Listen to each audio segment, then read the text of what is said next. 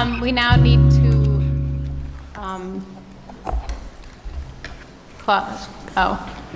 yes. We have a motion by, I move that the Jennifer. Board of Education approve the recommended personnel dismissal as presented.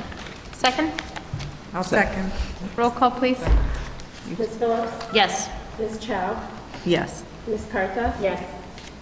Ms. Garrison? No. Mr. Brown? Yes. Ms. Quattrocki? Yes, motion passes 5-1.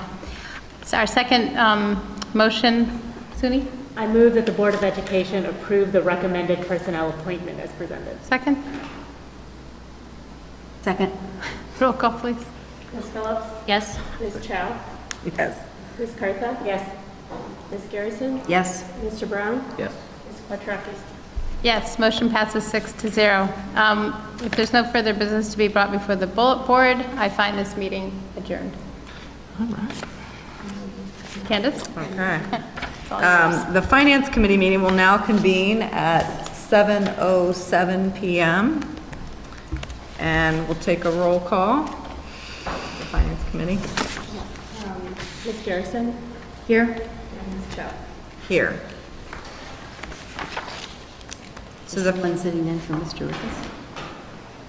I don't think we're, well, Tracy can, if we need to Yeah. vote. Yes. So she'll act instead. Okay. So our first agenda item is actually just an update that Dr. Gorn is going to give in terms of our financial planning and where we were. And I'll Sure, chime in I'd as be happy. necessary. I appreciate that. So I wanted to take just a few minutes to, again, give an overview of some of the work that we've done over the past months as it relates to financial planning. And as I think we all know, and those who are watching in the audience, we've presented projections over the next 4 to 5 years as the district proceeds.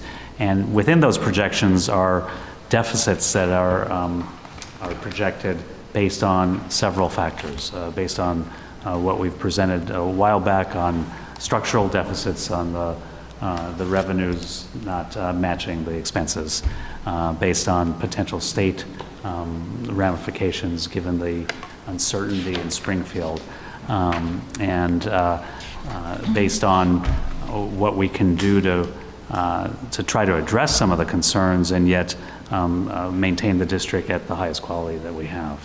So we have potential deficits, and we're working hard in the coming year. For the next fiscal year, we have projected about $550,000 that we have to catch up, and we're going to make those reductions primarily through central office changes and through other reductions in our expenditures. But in the year, not this coming school year, 16-17, but in the years ahead, we face again the types of structural and potential deficits that we have. We're also, as we begin the spring season, entering into negotiations with our bargaining units. It starts with our teachers union and with our other bargaining units, and doing everything we can as a community to both address the concerns and address the concerns of the staff who work with us. So many, if not most, of the issues that we'll be discussing will be issues that we'll be discussing at the bargaining table. And as a partner in being part of good faith bargaining, that's the right place to put the issues and the concerns on the table so that we can address and move forward. So we'll continue to give updates on our financial projections, but indeed we'll also absolutely respect the bargaining process, which is what we're built on to build the type of workforce and to work with the type of workforce we want to work with.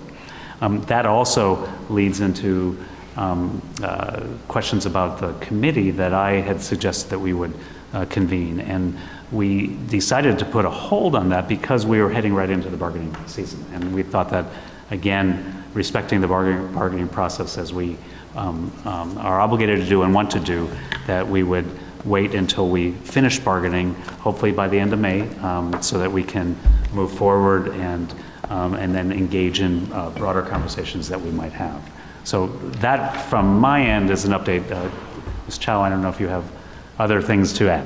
I guess the only other thing I would add is, the question as we were looking at the deficits came up from the last finance meeting as to, scenarios and options, and there will be internal work done in tandem and to support the negotiations process that the team will be doing. But because we will be focusing on negotiations, we will not be having those discussions in public until that process is concluded. Again, to respect, our partners as we negotiate and to respect that process. But I just want to make sure it's clear that there is work being done internally to think about, contingency plans and options. We will bring that to more of a public discussion at a later time.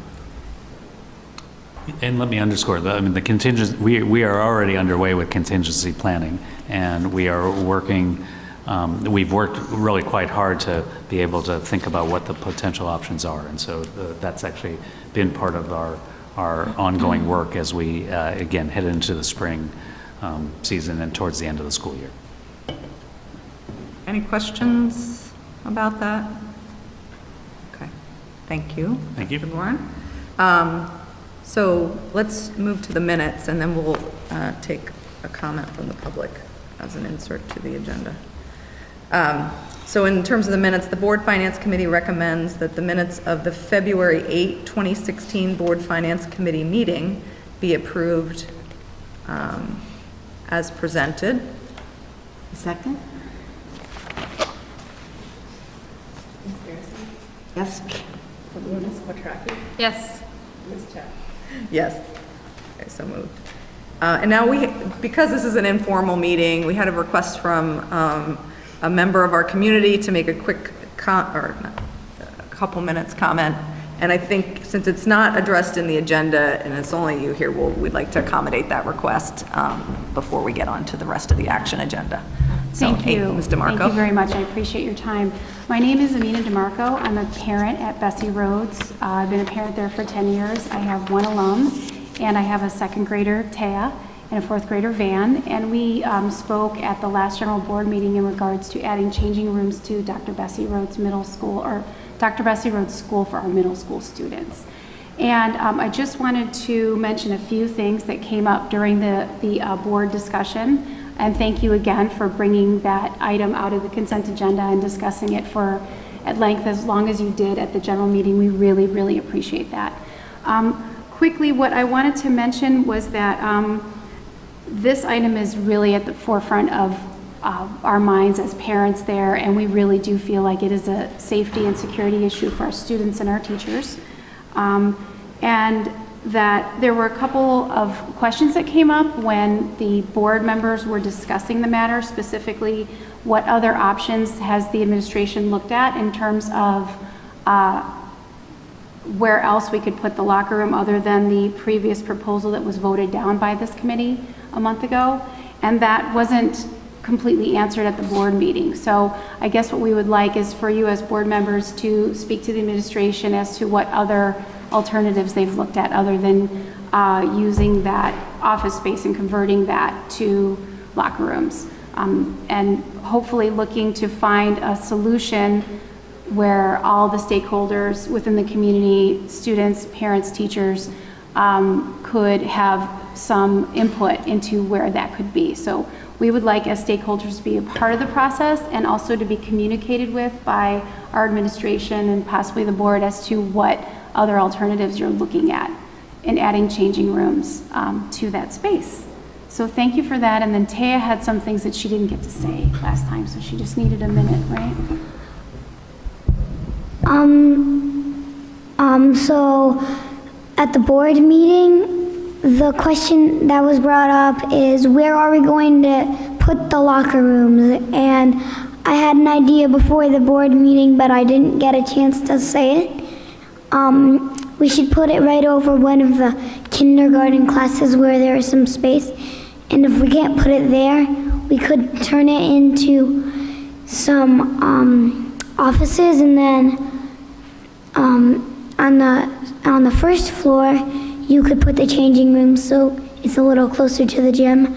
And if not there, where? And if not now, when?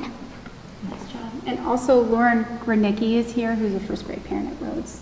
So thank you again for all your time, and we hope that you continue to discuss what options we might be able to do as to adding changing rooms to Rhodes. Thank you very much. Thank you. Thank you. Thank you. Mr. Marco, we won't do a discussion of your comments today, but we will take that. Thank you for your time. Take that back, sure. Okay. Got an architect, a budding architect there. Yeah. All right, so we'll move into the remainder of the action items. The first is the vehicle replacement action item. And Mary, do you have anything you want to tell us about the vehicle replacement? The vehicles that we are recommending be replaced are 12 years old. They are beyond their useful lives. These are used very heavily in inclement weather. We do spread salt with them. We do attach plows and plow snow. But they also are used heavily for delivering and moving materials and equipment around the district. So they're used all day long, all year long. And it is not a financially recommended that we continue to keep them operating. It would be extremely costly to replace the parts that need replacement at this point. So we are recommending that we purchase them through the state bid, and the pricing is very competitive per vehicle. And so we are recommending the Board Finance Committee approve that, and we have budgeted for this expense. Okay, are there any questions? Can a non-committee person ask a question? So I'm curious, like, of the size of the fleet, and could you get by without those two vehicles? I don't have the exact size of the fleet at this point, but I did have in-depth discussions with our warehouse manager and Don Stevenson, our building and grounds director. They do not feel they can live without these vehicles for the transportation use that they have daily, and also for managing snow and ice.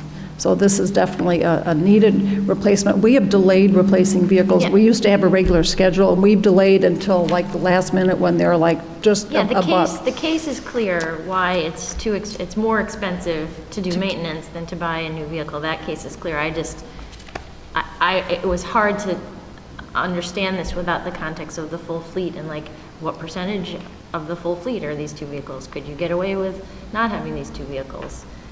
That's the question. I guess the answer is they feel they can't get away with With it. not having two vehicles, but we should. I get that. Could we follow up? I with can the- follow up tomorrow with that, With yes. the number. I certainly of will. fleet. And indeed, in contingency planning for the future, we're going to have to reassess our purchasing program on anything like vehicles In fact, as we move forward. yes, sir. We've taken vehicle replacements out of our financial projections, but we did feel we needed to replace these two. So going forward, it's going to have to be I managed. figure they're essential, Yes. without the context. Do we do something like a vehicle per school, or not that much? No, we don't have that many, maintenance people to drive the vehicles. We have reduced our staffing through attrition, so, but we do need vehicles when we have deliveries to make, and when they're all fixing things at various schools, we have our maintenance guys deployed across 18 buildings. So they need to be able to get there to repair items and bring equipment, move it around, and then for inclement weather, they're used very heavily. Thank you. So if we had that for the total number of vehicles for the board meeting, when we actually vote on it? Certainly, This will be certainly. forwarded. Any other questions? Okay, I'll go ahead and present the Board Finance Committee recommends that the vehicle replacement approval be presented to the full board on March 21st, 2016. Second? Ms. Quattrocki? Yes? Ms. Garrison? Yes. Ms. Chow? Yes. Okay. I'm committed to not skipping any agenda items tonight. Transportation fees for fiscal year 17 is the next item on the agenda. And that starts on page 9 of the packets. Go ahead. Oh, sure. Thank you. So we have followed the prior year computation method for arriving at the fees for the transportation, and we do charge two-thirds of that cost to the student, and so the calculation for 2016-17 is $484 for Magnet School students and programs. I have a few questions, but I would like to take others first. If others Go have right questions. ahead, Sorry. they were Yeah. quite good questions. You Okay. go right ahead with Yeah. your questions. Okay, all right, so that'll ask my questions.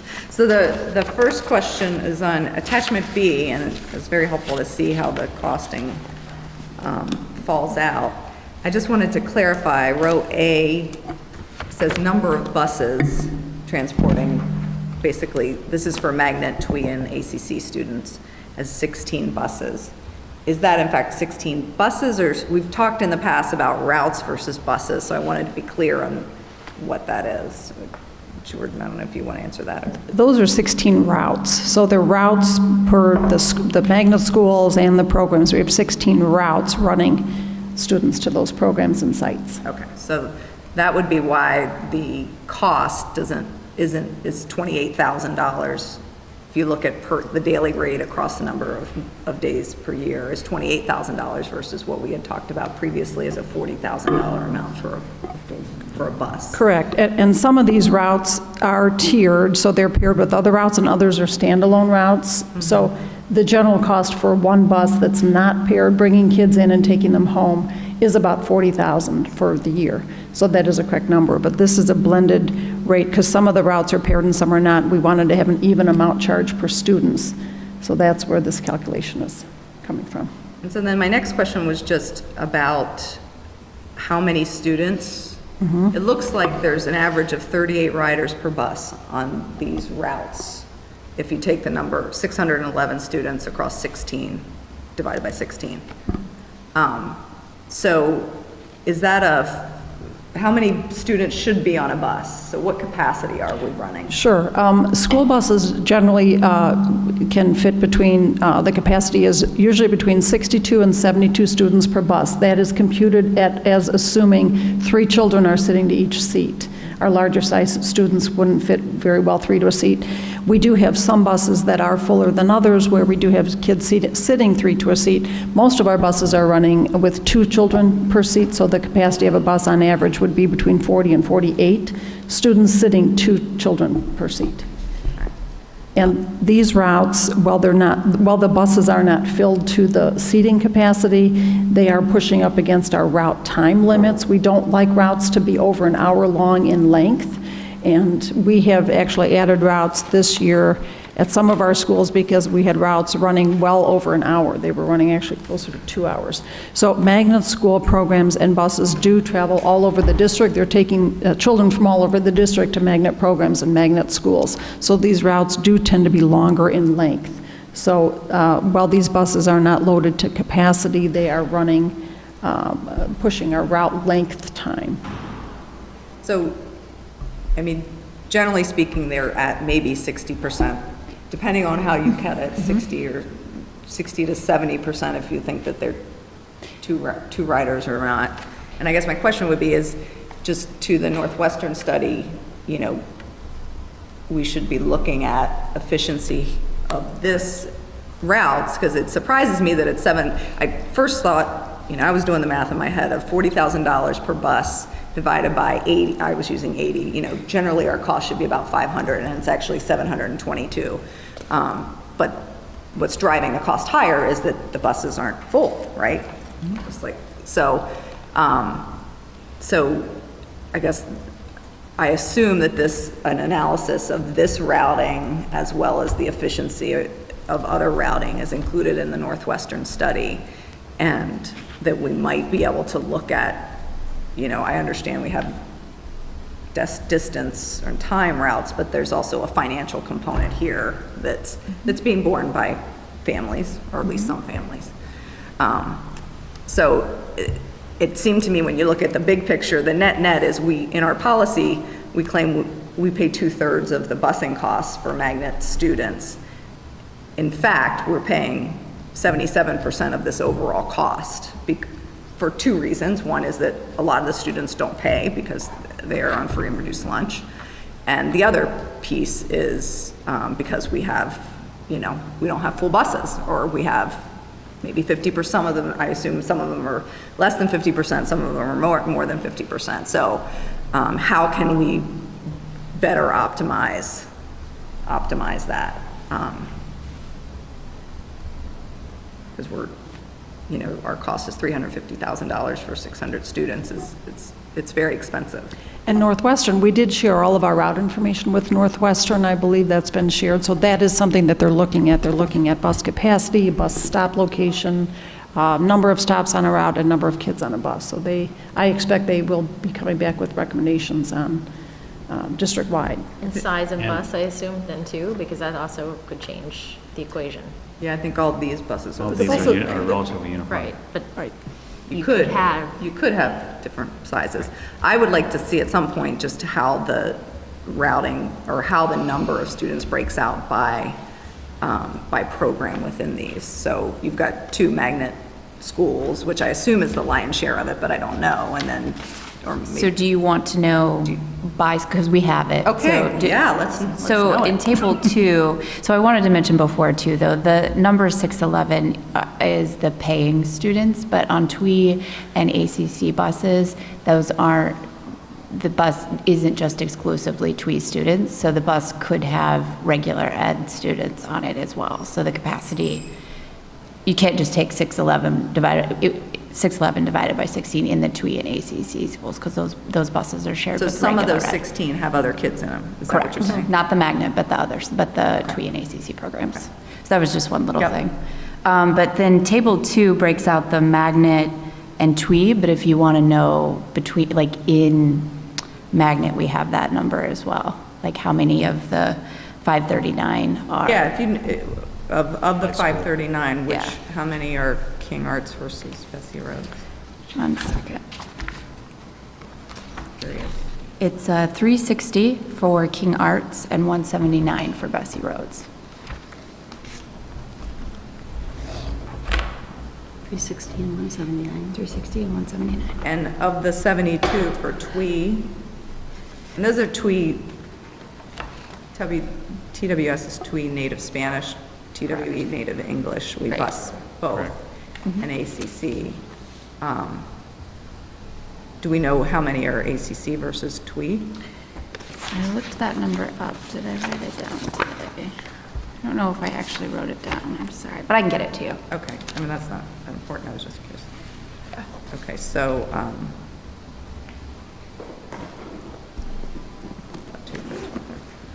right, that's helpful.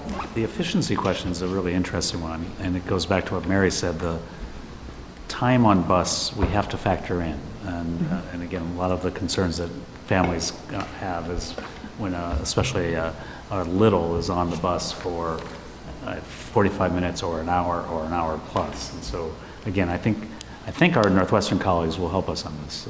Yes, also the number of bus stops on a route determine the length of the route. And we know our families are sensitive with the younger children wanting a closer bus stop, but Northwestern should be looking at all of these factors.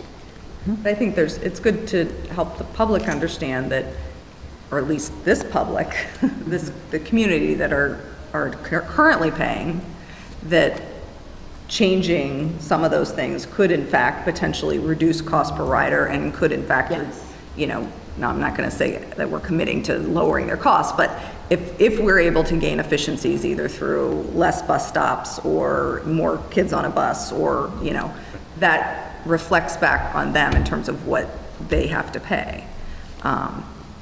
Because it's starting to get rather high, even if you take 2/3 of 722, so. So it's sort of, I'm going to say maybe a little out of the parameters, but when I saw the data, it made me think about a question, and with our upcoming meeting of achievement in the next couple weeks, something you might want to think about. I was curious about the cost and the number of riders out of the Fifth Ward, and then the cost associated with it. And then I actually went to Books and Breakfast the other day, and I thought about maybe there's a way to do a spoken hub model, which Dr. Gorn has been talking about for a while, out of the Fifth Ward, where you can do something, Books and Breakfast, and could be potential. I don't know how many students or how many buses, but if you're taking half full buses, maybe you could, 8:30, all the buses leave, something like that that allows you some efficiencies that also could potentially address some of the gap questions that we have at the same time. Yep. So, and I know you don't have that data. We don't have that data, but so just let's dream some good ideas, that there'd be a books and breakfast at either Fleetwood or Family Focus, Yep. and that the children would have to get there on their own in the Yep. morning, so they would walk from home to one of those centers, and then the buses would pick them up there to deploy them Yep. to the schools. Yes. And so that's an interesting question, and then it's an interesting question with our Northwestern colleagues on Yeah. feasibility and how to work that through. We can ask. Thank you. I mean, Yeah. And I think it would be interesting now that we have some data at Lincoln Woods Yeah. Books and Breakfast without transportation, to understand how kids are getting there, and are they? Because, I will say Kingsley is looking at wanting to bring books and breakfast, but the transportation component, from the Fifth Ward is a challenge. Right. And Right. how can we, what are the ways that we can overcome that or circumvent it? So, Nice. thanks for bringing that. Thank you. Okay, are there any other questions around the transportation fee increase? The net amount is, that we're looking at, right? Wait, I'm trying to look like just the net increase here, so that we're The clear. dollar amount, $484? Yeah, but the increase is 34? Oh. 34, 7.5% increase. Thank you, Kathy, that's what I was trying to, okay. Yes, Meg? ESL, where does that fit under these programs? In the fees, Yes. they don't pay, so they're not a part of Okay. this spreadsheet. Okay, thank you. Anybody else have questions? So if we look at district costs, what you're saying is that that cost of transporting those students isn't in here? No. Correct. Table 3? No. Correct. Just TWE, ACC, and Magnet. Just those that have a pay A fee for service. fee-for-service component. There's a whole, host of kids that are being transported. But in our costs, I think that we should be reflecting all of our costs. Well, to come up with a fee for these particular students, we take the cost for these particular those students. Right, and I don't mind it being broken out, and I don't mind it being done that way, but this gives an incomplete picture of what the total cost of the district is, because I assumed when I saw calculations, district cost, that was it. No, I mean, we have a $3.8 million, whatever it is, transportation budget. This agenda item, Claudia, is just about the transportation fees for magnet school programs. So when we talk about transportation updates separately, we'll have broader discussions around our overall fees for transportation. But this is just one small portion of the overall transportation fees. And 611 out of 19, I don't know, 2,100, 20, about 2,500. 2,500 total students that we transport. Yeah, where it gets confusing is that in this chart, at table 3, we do have cost of non-paying riders. But without having just had this discussion, I wouldn't have known who the non-paying riders were. Because it's not all of our non-paying riders, it's just some of our non-paying riders, correct? Right, that's why I think the table head is Magnet, TWE, and ACC. So it's from the non-paying from table 2 in the last column. Okay. You're saying in table 3? It's not clear Okay. that that's what you were doing, that's all. It's referencing table 2, which outlines the But it magnet doesn't say it program. references table 2. It's just a matter of presentation and being very clear about your terminology and what something represents. That's all. So you're talking about line P, total cost of non-paying riders, right? It's referenced per table 2. Per table 2, but, Okay. yeah. All right. We all have different levels of clarity needed. Tables are tricky. Any other questions? Okay. Then, the Board Finance Committee recommends that the transportation fees for FY17 be presented to the full board on March 21st, 2016, and at which time we'll make sure that we have that extra data. Jennifer? Second? Quattrocki? Yes. Ms. Garrison? Yes. Ms. Chow? Yes. Okay. The next item on the agenda is the building use fees for fiscal year 17.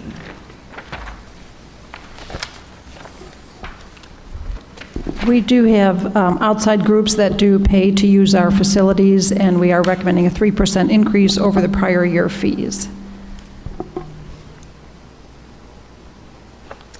And there's other information in the packet. So folks have questions around the use of building fees or use of I buildings? just had a question. I know that Northwestern charges for parking for games. When you park, and you can park in Haven or Kingsley parking lots. Do we get any of that? I believe that local PTAs who put the man time into manning those sites do get some fee collections, and that money goes to the PTA. Goes to the PTA? Yes. Who are staffing that Not to the district. service. That is correct. Not currently. How did you select the 3%? I mean, what? Just based on labor increases, cost of goods and services. We want to, Is that covers the cost year to year? well, it's the recommended increase. We have outside groups that use our buildings who don't pay. We waive the fees for. If they're community groups, we have an intergovernmental agreement with the city of Evanston, so they provide services to us. We provide usage to them. We don't charge them. So the 3% we felt was in line with what we need to break even on where we are charging for the usage. Kathy, can't hear you. The budget is about, what I said is that we do not collect a lot in revenues. The budget is approximately 50,000. Right. But is this, for personnel at minimum, are the personnel costs that we have are break even? For the groups that we charge, yes, these costs cover our overtime and a little bit for overhead, opening a building, providing heating and that sort of thing. Where we're waiving those fees, we are not charging, an overtime rate. For our intergovernmental agreement, we don't charge the city for use of our buildings, and we have other groups who support district initiatives, and we aren't charging for their usage. So we don't charge for every single usage, but those that we do charge for, these fees are determined based on this information. Okay. So net, does the 50,000 in revenue cover those expenses? All of the expenses? Correct. So this is a, Yes, but overall, no. so overall, we run this at a loss. Yes, we do. There's a cost to the district to be the good partner that we Yes. want to be to Yep. facilitate the engagement of our community partners. And actually, with the city of Evanston, who does use our buildings heavily, especially during the summer, the intergovernmental agreement has them providing services to us. They do provide crossing guards for residents of Evanston and pedestrians who may be crossing here and there, and other services. They provide security resource officers and the like. So this is a service that we offer at no charge to them in reciprocation for the goods and services they're providing to us. What would be the increase if we broke even? I was a little confused. So are you saying this 3% is going to equal $50,000? No, the total is 50,000. I had that same question. It's like, nice if it was, right? The 3% is what we figured we would need to break even with the costs of what we're expecting labor to be going up next year, and utility usage for the groups who do pay. But again, where we have groups who we waive the fees for, they are providing services to our children and families. And as we present budgets in the future, and again, it's a contingency planning question. What you're asking, which is a good question, is what are the overall costs for the use of our buildings? How much do we recoup from those who pay? What are we paying? And if we were to charge those who are paying A little more, right. How much would that be? Yes. Would that be 3% or 30%? Right. And that's the question we can come back to. Thank you. Other questions? No? Okay. All right, then.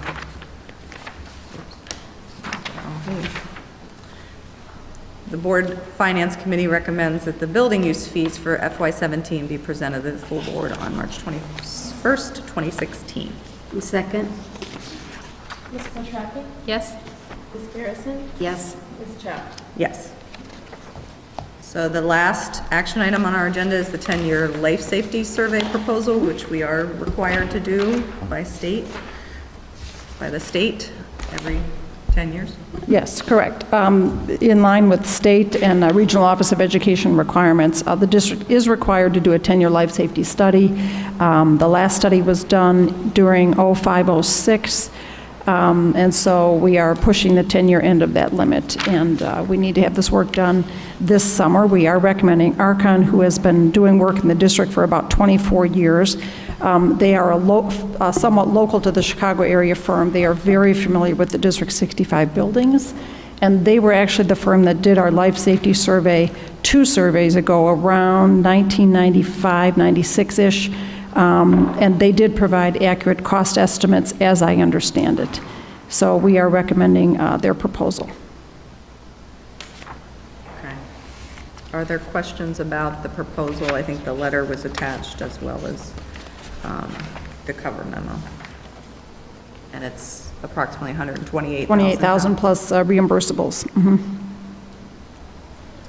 This is out of the bond issuance. Correct, for, yes, it will be funded. 2016. And why did we not go with them last time, but did 2 times You know, ago? that was just before I came in, and the interim CFO wanted to go through, or maybe the board, I'm not sure, wanted to go through a whole search to find an architect to do that study. I don't know if they were happy with the proposals they got. I do understand they received a proposal from Archon, but for some reason it was decided to kind of do a formal process.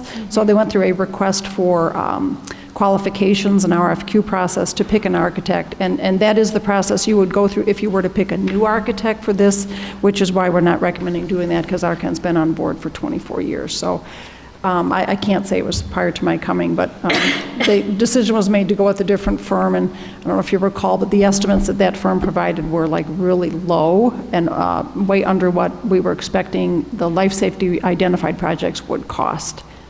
Oh, okay. So you weren't that happy with the... It was a difficult firm to work with, and the estimates were just, they were just under, realistic.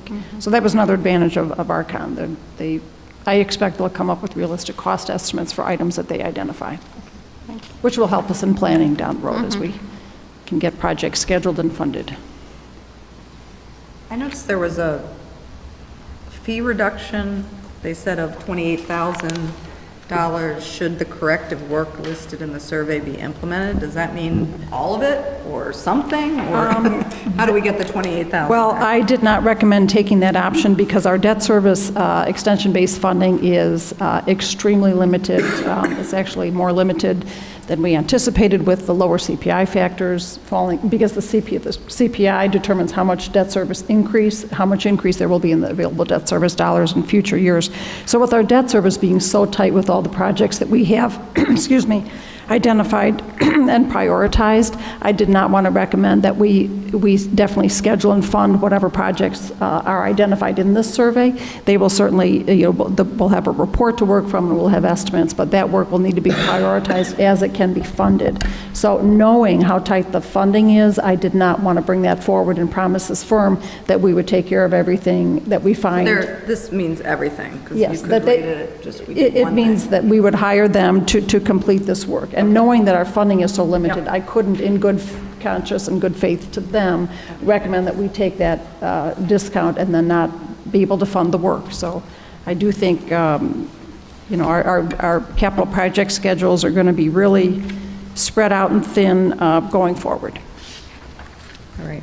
Any other questions about the life safety study survey? Okay. The Board Finance Committee recommends that the 10-year life safety survey proposal be presented to the full board on March 21st, 2016. Second. Ms. Korchnacki? Yes. Ms. Garrison? Yes. Ms. Chapman? Yes. Okay, so moved. Were there any questions, dare I ask, about the FYI items? There is one. Okay. Would you like to Sure. ask it?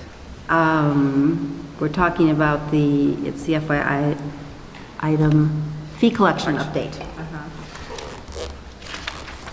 And it was just, again, it's a sort of what does the table represent? So it says the low percentage of general and classroom activity fees reflects the final distribution of classroom activity fees to the schools. So fees collected does not represent, the $41,931 does not represent the total amount of fees collected, but rather the amount that has not yet been dispersed. Well, actually, the fees were already dispersed. I don't know if you recall this, the percentage collected for general and and classroom activity fees was much higher for December, because what we do, we collect student and activity fees, we put them in general ledger, and then twice a year during the school year, we disperse activity fees that we collect, plus the fee that the district gives to schools for every free student. So those fees were already dispersed. The first disbursement took place in August, and then the second one in January, and that's why the percentage of the fee collected is so low. So that the fees were moved out from general ledger and given to individual schools, and these fees are kept in a different financial system, so that's why they are not reflected here. Okay, could they be? Well, the budget reflects that process. So Right. So you will see on June 30th, you will see the percentage collected at 100%. We budget for those disbursements. It just seems it might be more useful, given what I was personally, as a board member, using this chart for, was to know where we stood on the amount of fees we collected in total. Sure, and So we had a column that said fees dispersed, and then the fees collected could be actual collections before disbursement. Yeah, it should be a cumulative fees collected. Exactly. Yeah. I think for anyone on the public side we looking can at add- this, they would be Yeah. confused, right? I mean, it's a confusing way of presenting the data, and if you could show it in a way that's cumulative.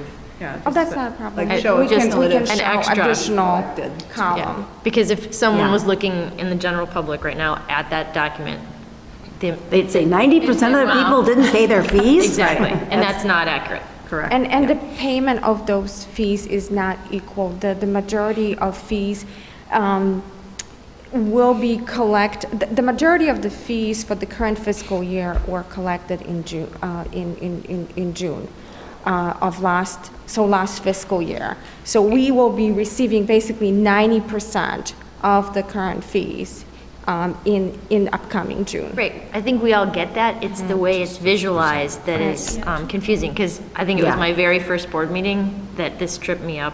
Yep. And I asked the same exact question, and I get it, I get that we Right. collect most of it, but the way it's presented is confusing. Right. Yeah, and it's also the fact that the way we actually book it is a little bit confusing, but I don't think that that's what's really important. right. It's What's just the important to knowing. know is that we're collecting Are we on target or are we not on Yes, target? yes. And the And I answer is mean, we yes. explained that in the notes, and I think what's also confusing, and we realize it's confusing, because the rest of the fees, they flow with the fiscal year. So Right. the fee for childcare are correct in the same fiscal year. So you seeing this percentage growing. Well, with this fees, particular fees, it's a different, they build up, then they drop, and then they, But with a column or two, we can rectify. One it. additional, Easy like- fix. that's an easy Okay. fix. That's an Okay, easy fix. great, thank you. Thanks for asking the question. Thank you. Any other questions? Okay. Well then, if there's no further matter to be presented to the committee, I find this meeting adjourned at 7:50 PM. Ooh, record time.